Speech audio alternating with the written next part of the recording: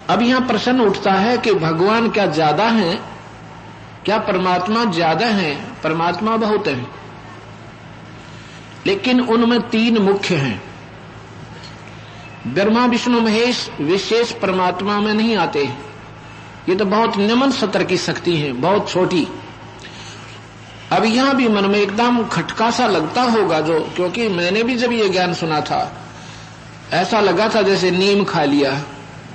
ये क्या कह रहे हैं भगवान कृष्ण को भी, और निम्न स्तर बता रहे हैं। मुझे भी लगा था शायद ये कबीर पंथी बावड़े हैं, अपने भगवान की महिमा ही गाने के लिए सबको छोटा बता रहे हैं। ऐसा भी नहीं पाया फिर, क्योंकि सच्चाई सच्चाई ही होती है, भले ही उसका ज्ञान हमें ना हो। हम सुनते थे जो बचपन से ही कि तीन भगवान हैं, ब्रह्मा विष्णु और शिव। ब्रह्मा शरीर बनाता है, विष्णु पालता है, शिव जी संहार करता है। और बहुत प्रसन्न हुआ करते, वाह वाह बहुत अच्छे भगवान हैं। अब कबीर साहब के ज्ञान के चानने में जब हमने सोचा कि ये क्यों बना रहे हैं और क्यों मार रहे हैं, क्यों पाल रहे हैं, जैसा कि मैंने सुबह बताया था सृष्टि रचना में, कि कल बताया था जैसे ब्रह्मा विष्णु महेश के पिता जो हैं ये ज्योत निरंजन है, ज्योति निरंजन है। इनको काल भी कहते हैं। गीता में वो स्वयं काल भी अपने आप को कहता है। भगवान कृष्ण के अंदर वो परम शक्ति बोल रही है, वो काल।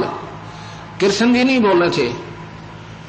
महाभारत में जब अर्जुन ने पूछा था कि भगवान युद्ध के बाद आप वो गीता एक बार फिर सुना दो मुझे, भगवान ने कहा कि मुझे याद नहीं मैंने क्या कहा था, अब ज्यों का तो मैं नहीं बता पाऊंगा।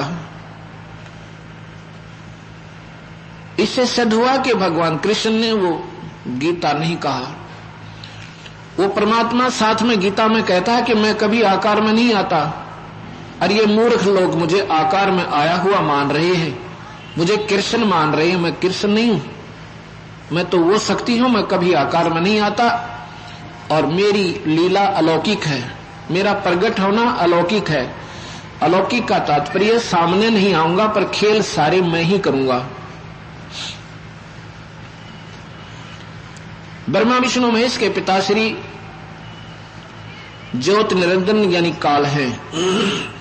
ये महाविष्णु भी हैं, ये ब्रह्मलोक में रहते हैं, महास्वर्ग में, और यही महाशिव का रूप बना लेते हैं। और यही काल महाब्रह्मा का रूप बनाकर और वहां ब्रह्मलोक में तीन स्थानों पर, न्यारे न्यारे स्थानों पर रहता है, और अपनी पत्नी शेरा वाली प्रकृति यानी दुर्गा, इसके भी तीन रूप बना लेता है। इनसे तीन पुत्र उत्पन्न करता है, ब्रह्मा विष्णु महेश, और उनको फिर अपने यहां तीन लोक का राज्य दे देता है। क्योंकि इस काल निरंजन को 1,00,000 जीव प्रतिदिन आहार करने होते हैं, ये रोज खाता है।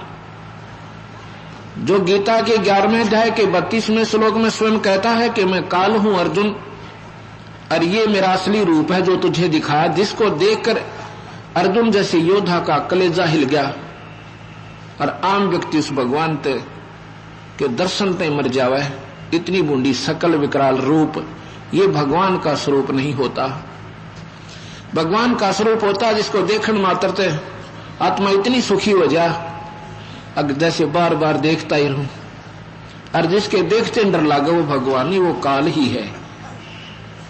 ऐसे विष्णु पुराण में लिखा है कि विष्णु का एक रूप तो भगवान है, पुरुष है, उसका परम रूप यानी असली वास्तविक रूप उसका काल है। जैसा दिन में भी मैंने परिभाषा बताई थी, अब ज्यादा नहीं बढ़ाऊंगा। अब मैं आपको परमात्मा, और ये शेरा वाली जो है अष्टंगी भी कहते हैं, इसको प्रकृति देवी भी कहते हैं, ये ब्रह्मा विष्णु महेश की माता है। देखो भक्तजनों, हमारा समाज रूढ़िवादी बन गए। हिंदू अपनी साधना को श्रेष्ठ मानते हैं, मुसलमान भाई अपनी साधना को श्रेष्ठ मानते हैं, जबकि साधना तो एक ही है, एक ही परमात्मा है। अल्लाह कोई न्यारा नहीं और राम कोई दूसरा नहीं, एक ही शक्ति के भाषा भिन्न नाम है। हमने ये जो शास्त्र आज हिंदुओं के नाम लिख दिए कि हिंदुओं के शास्त्र हैं, ये हिंदुओं के नहीं। जब ना मुसलमान थे, ना हिंदू थे, ना सिख थे, ना ईसाई थे, ये सभी पुराण, ये वेद, गीता जी, महाभारत, सुधा सागर, ये उस समय श्री वेद व्यास जी द्वारा दोबारा रचित किए गए थे एज इट इज, ज्यों के त्यों, और आज वो हमारे पास उपलब्ध है। तो उनको किसी ने पढ़ा तो क्योंकि कबीर साहब के ज्ञान बिना वो उनको ज्ञान नहीं हुआ। उसमें स्पष्ट लिखा है कि शिव पुराण में लिखा है कि शिव जी से विष्णु उत्पन्न हुआ और ब्रह्मा की उत्पत्ति भी शिव से हुई। विष्णु पुराण में लिखा है कि विष्णु से शिव, ब्रह्मा और विष्णु तीनों उत्पन्न हुए। अब ये बात उनके समझ में नहीं आई, क्योंकि कबीर भगवान ने जो मार्ग बताया, जो सच्चाई बताई, वो समाज ने स्वीकार नहीं करी। उसके बिना ये शास्त्र सुचारू नहीं बन पाए। कोई किसी से पूछो कि ब्रह्मा विष्णु महेश के पिता माता कौन है, कोई नहीं बता पाओगा आपने।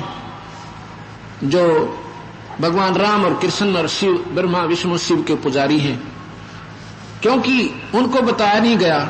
शास्त्र के पढ़ने वाले, संस्कृत के जानने वाले थे, संस्कृत, सभी शास्त्र संस्कृत में थे, आम समाज संस्कृत नहीं जाने था। उन्होंने जो बात नहीं समझ में आई उसको छोड़ दिया और कह दिया भगवान ब्रह्मा विष्णु महेश ये अजर हैं, अमर हैं, ये अजन्मे हैं, ये मरते को ना। और गीता में बतावे कि ना ब्रह्मा रहे, ना विष्णु रहे, ना शिव रहे, ये नाशवान है। खुद ब्रह्म अपने आप को कहता है मैं भी मरूंगा भाई, अर्थात तेरे मेरे अर्जुन गणे जन्म लिए। इसी सिद्ध हुआ कि ब्रह्म भी मरता है, पर उसका समय ब्रह्मा विष्णु महेश से करोड़ गुना ज्यादा है, फिर भी अंत होता है। गीता के 15वें अध्याय का 16, 17, 18 श्लोक बताता है कि दो भगवान, एक नासवान एक अविनाशी। नासवान ये क्षर भगवान ब्रह्म है, अविनाशी अक्षर पुरुष को कहा है।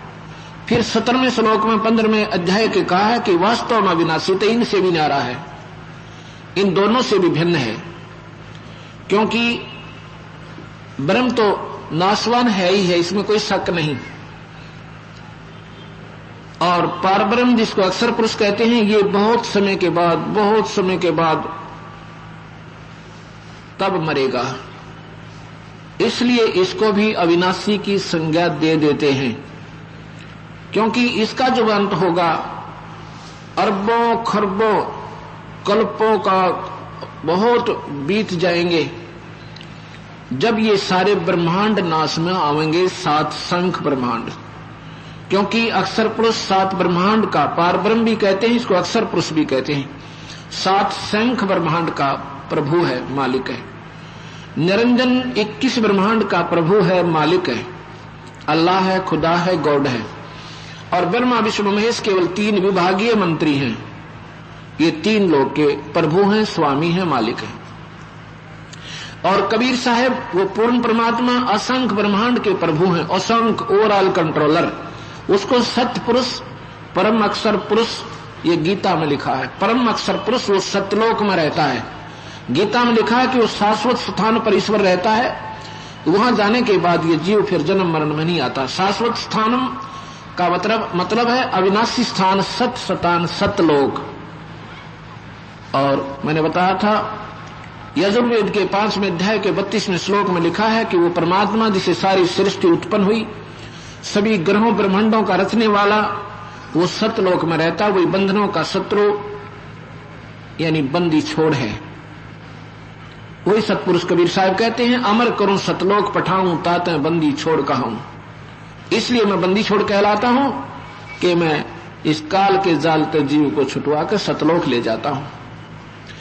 अब मैं आपको क्या बताना चाहता हूं कि ब्रह्मा विष्णु महेश केवल 4 भुजा के भगवान और 16 कला सहित, इनके पिताश्री 1000 कला के 1000 भुजा के,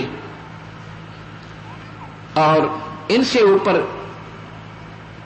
पार ब्रह्म है, सबसे ऊपर पूर्ण ब्रह्म यानी कुल मालिक जो है वो सतपुरुष है। वो असंख्य भुजा का, असंख्य जिसको गिनती नहीं कर सकते, असंख्य कला का, असंख्य कला बिना अनकाउंटेबल यानी उनकी गिनती नहीं कर सकती, वो इतने पावरफुल हैं। अब आप विचार कीजिए, एक तो 40 वाट का, एक तो 4 हाउस पावर की मोटर, 1000 हाउस पावर की, और एक थर्मल प्लांट। आप हिसाब ले लेना। फिर वो 4 हाउस पावर की तो ब्रह्मा विष्णु महेश, 8 हॉर्स पावर की समझ लो इनकी माता, और 1000 हॉर्स पावर का इनके पिताश्री। लेकिन ये कबीर भगवान समझ लो थर्मल प्लांट जहां से बिजली बनती है जिसकी कोई अंत कोई ना। अब ये बात आप शास्त्र पढ़ोगे जब बात बनेगी। सभी शास्त्रों का समावेश हमने एक किताब बनाई है, गहरी नजर गीता।